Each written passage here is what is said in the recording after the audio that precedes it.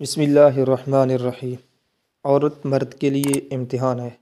فرمایا حضور صلی اللہ علیہ وسلم نے، دنیا شرعی اور سرسبز ہے۔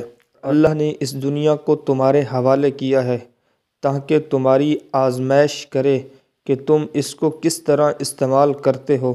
پس تم کو چاہیے کہ اس کو جائز طریقے پر استعمال کرتے رہو۔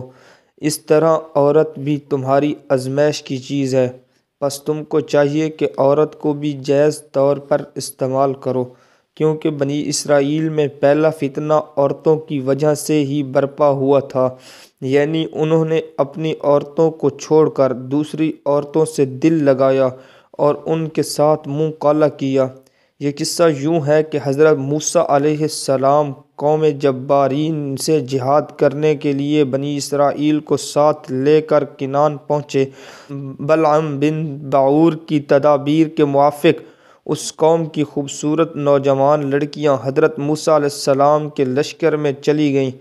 ایک لڑکی کو بنی اسرائیل کے ایک سردار نے دیکھا اور دیکھتے ہی اس پر فرفتہ ہو گیا اور اس کا ہاتھ پکڑ کر حضرت موسیٰ علیہ السلام کی خدمت میں لے گیا اور حضرت موسیٰ علیہ السلام سے کہا، یہ عورت میرے اوپر حرام ہے۔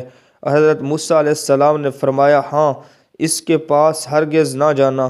اس سردار نے کہا کہ تمہاری یہ بات میں نہیں مانوں گا۔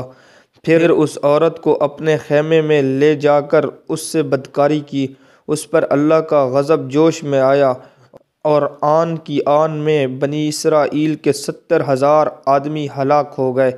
دیکھیے ایک آدمی کے زنا کرنے سے کیسی تباہی آئی، اور ہمارے کتنے بھائی ہیں جو اپنے گھروں کی عورتوں کو چھوڑ کر غیر عورتوں سے اپنا منہ کالا کرتے ہیں اور پھر اپنی تباہی اور بربادی کا گلہ کرتے ہیں۔